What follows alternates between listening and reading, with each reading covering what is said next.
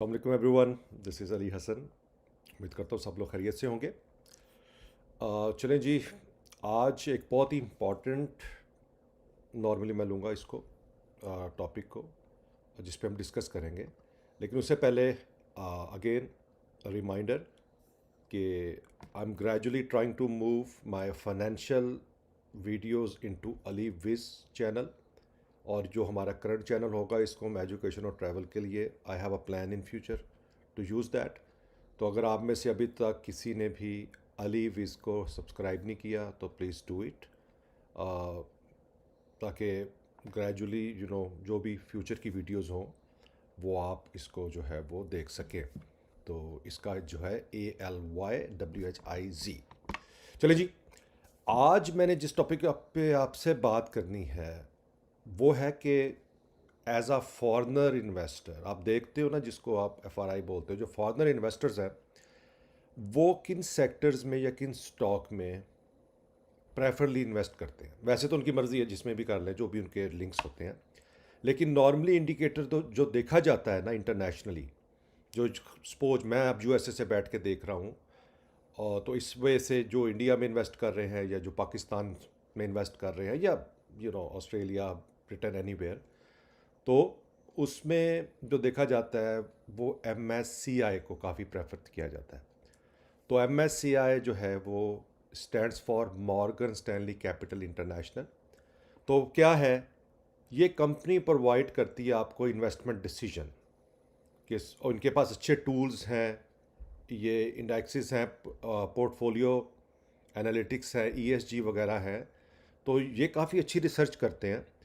और international investor जो है वो MICI को काफ़ी प्रेफर करता है कि इनकी लिस्ट में इनकी एडवाइस जो है वो हमें क्या है, और then you can invest accordingly.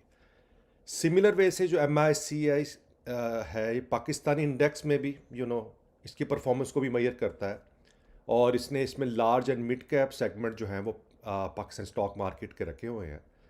और इसके अंदर जो कवर करता है वो तकरीबन 85% ऑफ पाकिस्तान इक्विटी यूनिवर्स को कवर करता है। तो जब भी कोई फॉरेनर गोरा इन्वेस्ट करेगा तो वो लाजमी देखेगा कि MSCI क्या, इनका ETF भी होता है, अभी रिसेंटली पाकिस्तान का है नहीं, बाकी कंट्रीज़ का अवेलेबल है।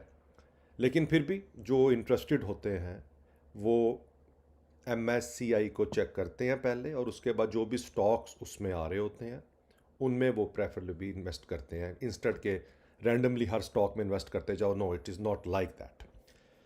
मैंने पहले भी ग्रेजुअली मैं इस पर नज़र रखता हूँ, और एवरी 6 मंथ के बाद आई जस्ट मेक श्योर कि आपके पास जो नॉलेज आ रहा है, इवन मैं भी जब मैं यहाँ से इन्वेस्ट करता हूँ तो मैं डेफिनेटली MSCI की लिस्ट को देखता हूँ कि उसमें कौन से स्टॉक्स हैं, क्योंकि मुझे पता होता है कि उसमें जो भी स्टॉक्स होंगे उसमें इंटरनेशनल इन्वेस्टर ने अगर पाकिस्तान में इन्वेस्टमेंट करनी है तो वो इन सेक्टर्स में और इन स्टॉक्स में इन्वेस्ट करेगा।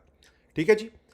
तो अभी की जो अपडेटेड लिस्ट है ये 10 स्टॉक्स हैं जो एज़ पर June 30 इसके अंदर लिस्ट में अवेलेबल है। मैं डिस्क्रिप्शन में MSCI का लिंक भी डाल दूंगा, आप लोग खुद भी उसको पढ़ सकते हो इफ़ यू वांट। लेकिन अब क्या कह रहा है कि इसमें इसने फौजी फर्टिलाइज़र को रखा हुआ है, इंडेक्स का वेटेज ये आ रहा है। दूसरा लकी सीमेंट है, तीसरा हब पावर है, चौथा यूनाइटेड बैंक है, पांचवा OGDC है, छठा एंग्रो होल्डिंग है, सातवां बैंक अल हबीब है, आठवां एंग्रो फर्टिलाइज़र है, नौवां मारी एनर्जीज़ है, और 10वां पाकिस्तान पेट्रोलियम है। कुछ हद तक मे बी अगर मैं आज को देखता हूँ, ठीक है, ये इनकी अपनी रिसर्च है प्रेफरली, लेकिन मेरे ख्याल से OGDC और PPL में कोई ख़ास डिफरेंस नहीं है। तो मैं अगर करूँ इस लिस्ट में तो मैं सिर्फ PPL को POL से रिप्लेस कर दूँगा। बाकी it's look like to me fantastic. आप में से सोचने वाला कह रहेंगे नहीं जी नहीं, साडा तो फार्म है ना चंगा चलन डया है जी, और हमारा तो जी अदर में केमिकल चल रहा है। भाई चल रहा है, दैट्स ओके। लेकिन अब जो उनकी रिसर्च के मुताबिक वो देख रहे हैं कि पाकिस्तान में ये वो कंपनीज हैं जो उनके मुताबिक स्टेबल हैं। नो डाउट अभी अभी रिसेंटली अब देख रहे हो बैंक्स कितना अच्छा परफॉर्म कर रहे हैं। तो अगर मैं ज़्यादा देखूं तो फर्टिलाइज़र हो गया एक और फर्टिलाइज़र हो गया दो, ठीक है एंग्रो, बाकी एंग्रो होल्डिंग का भी मिक्स ही है। तो दो फर्टिलाइज़र हो गए। सीमेंट में इन्होंने सिर्फ एक ही रखा है लकी को, और पावर में भी हमें पता है हब पावर, क्योंकि BYD जब भी आएगा बहुत अच्छा बूम आएगा हब में। फिर बैंक्स में अगर हम देखूं तो UBL हो गया, बैंक अल हबीब हो गया, दो बैंक रखे हुए हैं। ऑयल में इन्होंने OGDC, मारी और PPL रखा हुआ है, और एंग्रो होल्डिंग को एज अ होल्डिंग कंपनी रखा है क्योंकि they just work on materials. तो दे आर मिक्सिंग। बाकी इनका कोई ट्रस्ट, मेरा ख्याल अभी पाकिस्तान का ऑटो सेक्टर्स है, केमिकल सेक्टर्स है, IT सेक्टर्स है, किसी तरफ ट्रेंड नहीं है। तो एनीवे, अगर आप सेव बेट लेना चाहते हैं कि नहीं जी आई वांट मेक श्योर कि मुझे वो स्टॉक्स हों जो सेफ हों, वैसे तो गारंटी तो नहीं होती, लेकिन कंपैरेटिवली ये वो स्टॉक्स हैं जिसमें फॉरेनर की इन्वेस्टमेंट भी आपको मिलेगी। तो अगर आपने बिल्कुल यू वांट मेक श्योर एक अच्छा पोर्टफोलियो बनाना है, इफ़ यू वांट फ्रैंकली, तो आप MICI के मुताबिक इन 10 स्टॉक्स को अपनी ट्रेड लिस्ट में रख सकते हैं और just gradually buy it for the long term investment. तो एक तरह से आपका ये 10 स्टॉक्स का ETF ही बन जाएगा। सो ये वो एरिया है जी जिसके अंदर फॉरेनर इन्वेस्ट करते हैं प्रेफरली, और इसको वो कहते हैं कि नहीं हमें, और इनके पीछे रिसर्च होती है मॉर्गन स्टैनली वालों की। So I am sure it will be helpful.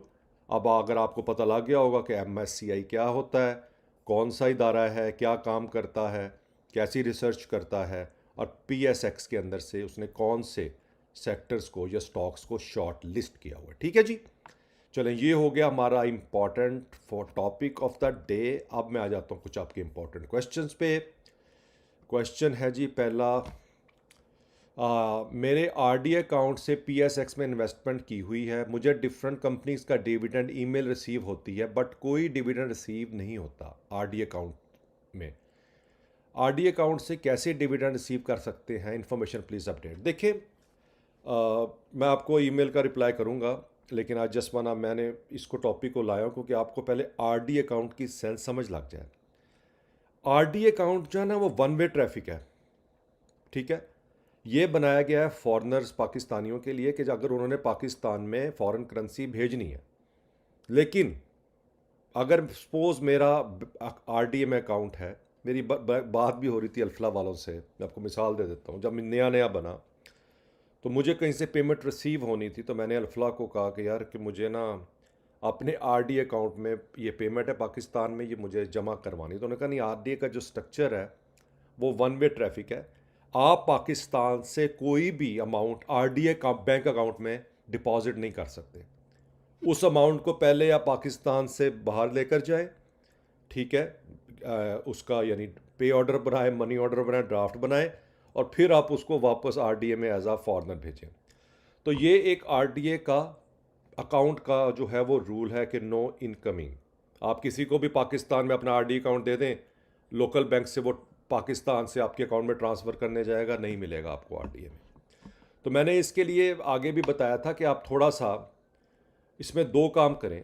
जब भी आपको ईमेल रिसीव होती है ना, तो आपके पास जो डिविडेंड का CDC का आपको होता है, वारंट बोलते हैं, उस पर लिखा होता है आपका सारे का सारा स्टेटस कि किस बैंक अकाउंट में वो ट्रांसफ़र हुआ है। दूसरा होता है कि आपका जो भी अगर बैंक अकाउंट में नहीं जाता तो वो रेजिडेंशियल जो भी आपका एड्रेस है, इन लॉन्ग डे को ये होता था कि वो आपके घर में चेक भेज देते होते थे उतना डिविडेंड का। तो आप एक काम करें, सबसे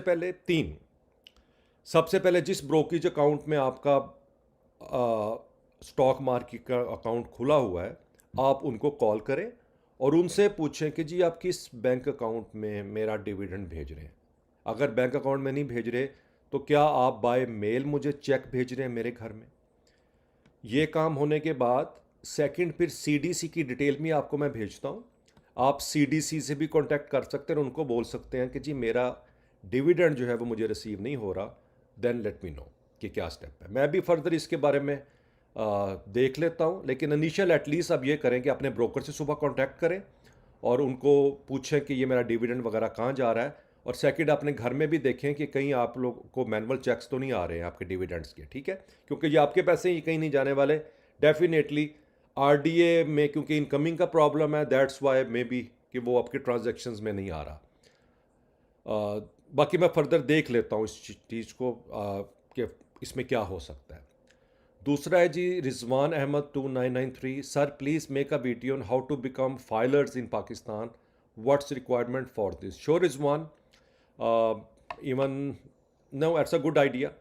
प्रॉबली इन अ वीक मैं आपको दोबारा बना देता हूँ इस टॉपिक पे कि फाइलर बनने के लिए आपकी रिक्वायरमेंट्स क्या हैं, और आप बिल्कुल बने, क्योंकि अगर आपने PSX में या कहीं पर भी स्टॉक मार्केट में स्पेशली रहना है तो 15% है फाइलर का। अगर आप करेंगे तो 30% इज़ अ लॉट, आपका काफ़ी ज़्यादा टैक्स कट जाएगा डिविडेंड में से। तो मैं डेफिनेटली बना देता हूँ। शाह बाबर अली है, why we should even invest in any sector as you are suggesting, correction is expecting. Shah साहब, बाबर शाह, देखो मैं frankly speaking I am a motivated speaker, right, I am investor. मैं स्टॉक मार्केट में पिछले 20 साल से इन्वेस्ट कर रहा हूँ, ठीक है, इन्वेस्टर हूँ मैं, कभी ट्रेडर्स नहीं हूँ। मैंने बड़े बड़े उतार चढ़ाव देखे हैं, 2005 का PSX भी देखा है, ठीक है। मैंने शेल पाकिस्तान को 600 सब पौने 700 में भी देखा है।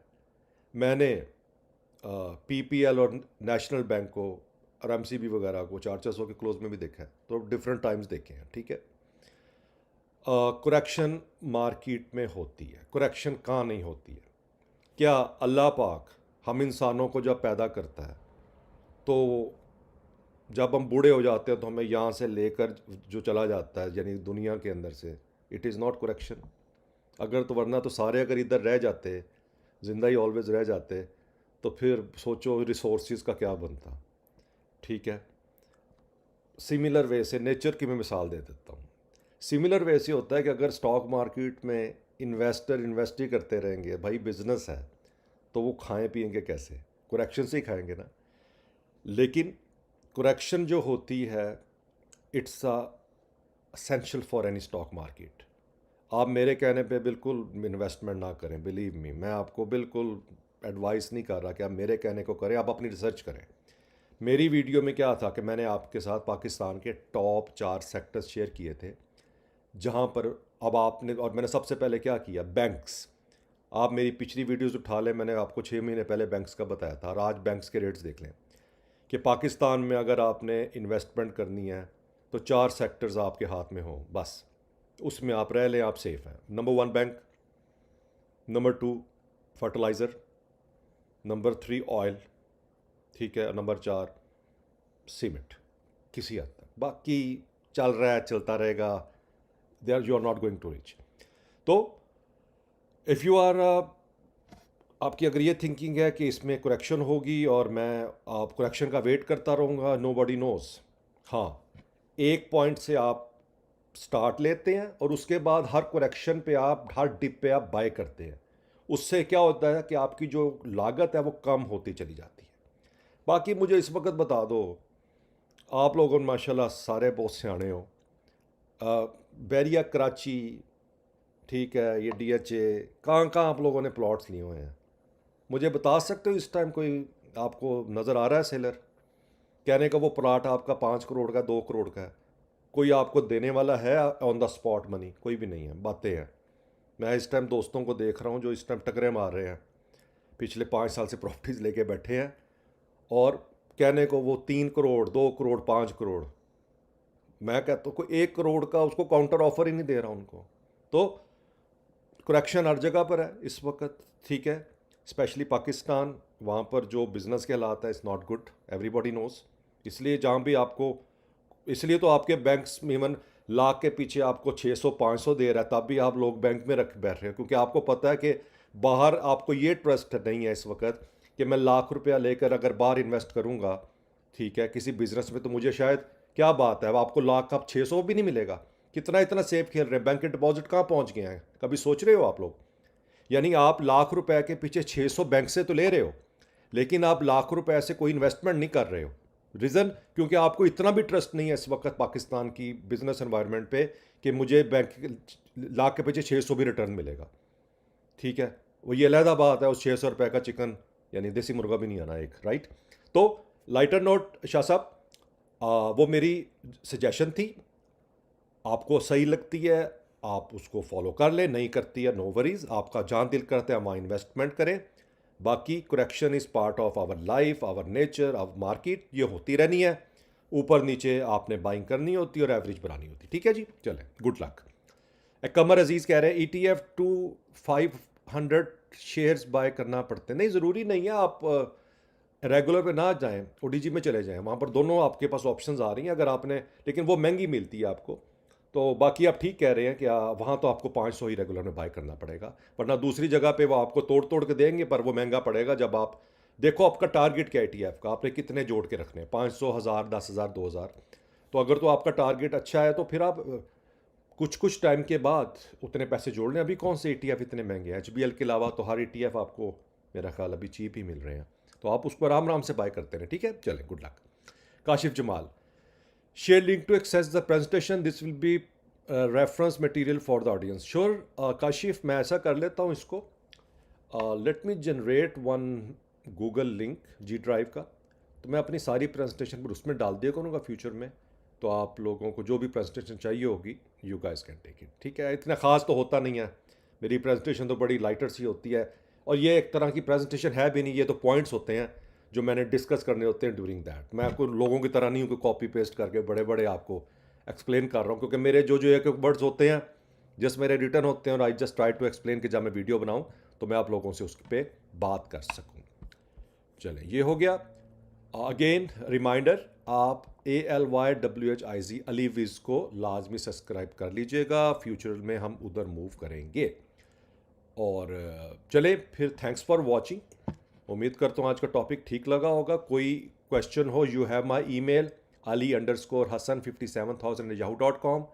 ट्विटर X में वीडियो उस पर डाल दूंगा, mymoney75, इंस्टाग्राम mymoney75, वहाँ पर भी मैं इसका जो होगा वो फर्स्ट पेज डाल दूंगा। चलें, फिर अपना ख्याल रखिएगा, आपसे नेक्स्ट वीडियो में मुलाकात होती है। Take care.